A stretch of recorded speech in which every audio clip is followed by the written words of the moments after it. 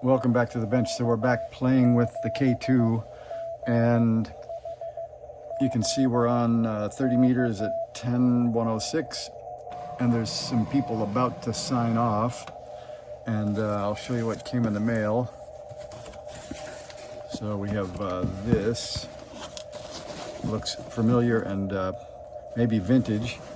People have said I should do something in the current decade, but instead I spent $20.98 on a battery, and I don't have to do any modifications to the KBT2. I don't have to invent any chargers. The one thing I did read about, though, is I'm supposed to float charge this at like 14.1 volts, and with the protection diodes in the K2, I think that means you need like 14.5 volts to keep it floated at the right level, which means my 13.7 volt bench supply is some kind of a crime, I think, but not a bad crime.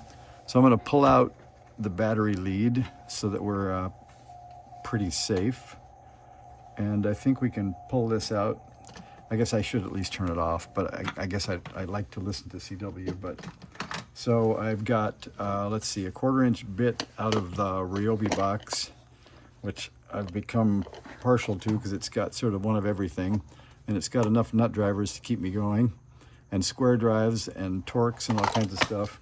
So I've got that stuffed in this multi-bit drive, and that should be enough to get us going here. So these two just are nuts on top of the speaker, and for some reason the speaker always grabs the lock washer before you can get your fingers on it, so it's stuck to the side of the magnet. And maybe you can see from there that I think since we talked last, I did some heat shrinking on this so it looks a little more sanitary, and I took off a bunch of the goo and mess on it, and it looks a little bit cleaner. I'm not completely happy with the result of the Scotch-Brite pad on the metal, but I'll get over it. It maybe would have looked better not without the added buffing scratch look to it, but I'm going to live with it since it's inside the radio. That might be a lesson learned. One more here. So I don't know if you guys, I have a Dentron. No, what do I have? I have an Astron, sorry. I think it's a RS or RM, no, RS35 supply. Does anybody know if there's a voltage adjustment inside of those to turn them up slightly? Because I might want to do that, as opposed to having a separate supply for everything. I don't suppose, although 14.4 might be getting a little high for some radios. So maybe the K2 has to have its own supply. I'm not sure. All right, there's our battery. I'm gonna pull off the leads.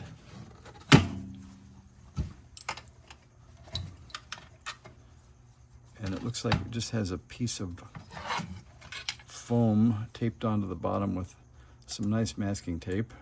That's long since gone. So that's what it was. And I think we can read somewhere, there must be a date code. It's made in Taiwan, and it says 06235-H. I think that might be a date code for maybe 2006 or something like that. And so the test would be, the new one is a Sigma Tech, and it's made in Thailand, and its date code looks like 12/15/24. So that looks kind of like a real date. It's like it was made last year. So that seems to be a promising thing. I'm not going to go too elaborate. Let's see, that's the plus and that's the minus, so that's the right end. I think I'm just going to take a little bit of Scotch tape and renew the foam connection on the bottom and call it good.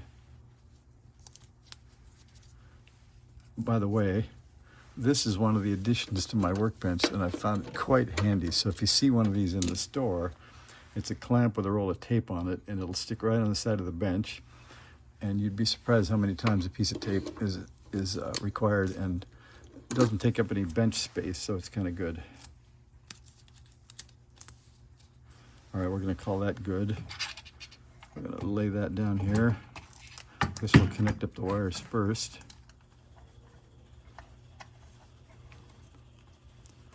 So this one is correctly color-coded black, and this one's correctly color-coded red. I'm not exactly sure what, I haven't looked in the KBT2 thing to see what is inside of that heat shrinked thing, but I think it was stock, so I just gave it some extra heat and shrunk it the way it was supposed to be. It was kind of loose. So I think that gets us in there. And we'll try the cover and see how close we get.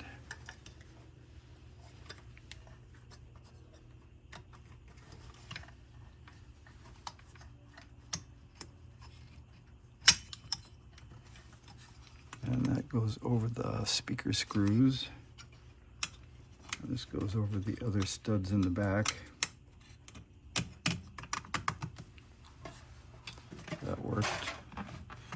Is there complaints? I didn't do a lot of zooming. You probably can't see much. Sorry about that. But we're getting there. All right, then we'll get out the bucket. And the next thing on the list for this radio is, oh, by the way, here are the, show you what I mean. So we'll zoom in and see that. You can see on the back of the speaker, there's one washer on each side. They immediately get sucked off and stick to the speaker when you unhook those nuts. So if you think you lost them, you didn't. They just, they get handled for you. And then even when you try to put them over this peg or over the screw, you have to keep your finger there. Otherwise, when you look back, they're gone and they're back connected to the speaker again. You know what I need? I should have got out the antique Heathkit nut installer. I think that would have probably handled it okay. So that worked. And I do see,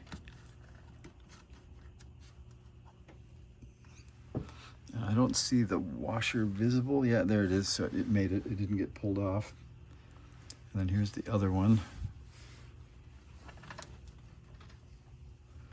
So anyway, the thing that's coming next is the AGC on this radio must have been adjusted in a place maybe with a low background level, because it's adjusted to the point where my RF gain pot doesn't do anything unless I turn off the AGC.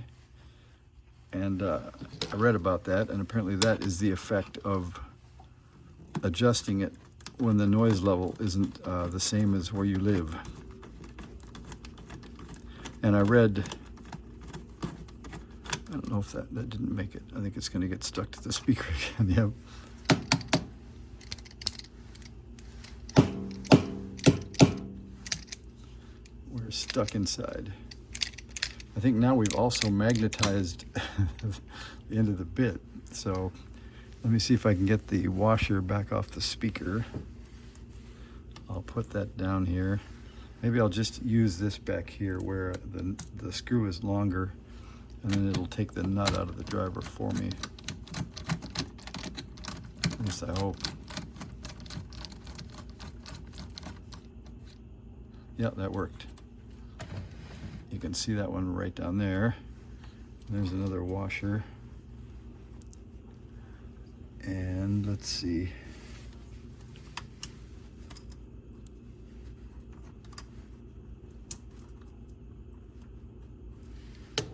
All right, let's see if we can get one more nut on there. And immediately the washer's back on the speaker again. All right, I'm gonna look in the drawer. I think there is a Radio Shack nut installer, maybe. Looks like it's off to the needle nose here. We'll try that. Problem is keeping the washer on that peg without it disappearing and sticking on the speaker. So I'm going to go back and do this back one first.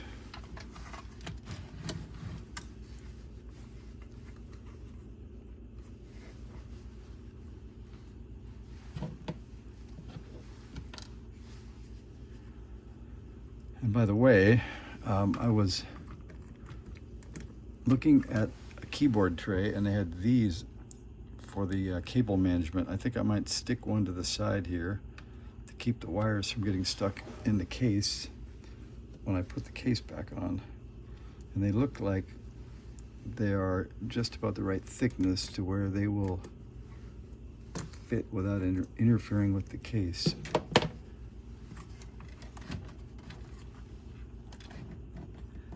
I need to have little tiny fingers.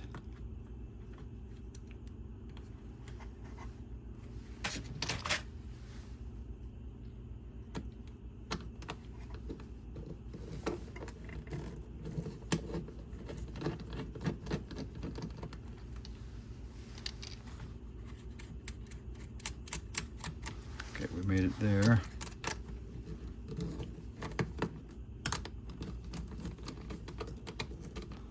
Okay, that one is done and tight enough. That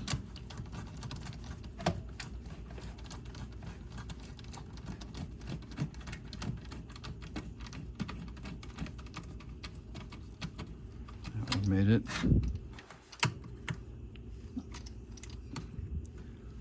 There's a strong magnet on that speaker. All right, now we'll turn it this way and see if I can get that last one in.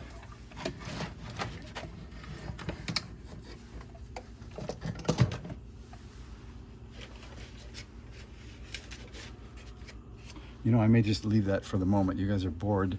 So let's tip it up and plug it in and just see if the battery came charged without even measuring it. So without the connector on the back, we can look around here at the KBT1 switch. It says internal battery on, but I don't see that we have internal battery action. So we may have some debug to do.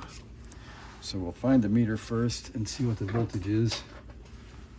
And like I've told you before, I have a fancy HP, but it's too big to get on the bench and be able to show you the face of it. So we're going to use the Klein again. And it wakes up on AC, and we put it on DC. And here's our voltage. 12.5, that looks pretty promising. All right, with that, I think I'm going to go into a little bit of cleanup. I'll put the last screw in, and then we'll come back and do debug on the next time around. So thanks for watching that much. See ya. Well, I couldn't leave you like that. So I did a little bit of debug and found out that thank goodness the K2 has reverse polarity protection, because whoever marked this originally red and black on the connector marked it backwards. So I swapped those two wires, and now it's running on battery power. So that would be the successful end. Although it looks like these pins have been abused enough that they don't really stick down in the connector. So I may have to replace that connector just for added radio safety. So I think we're in good shape. So we'll leave it at that.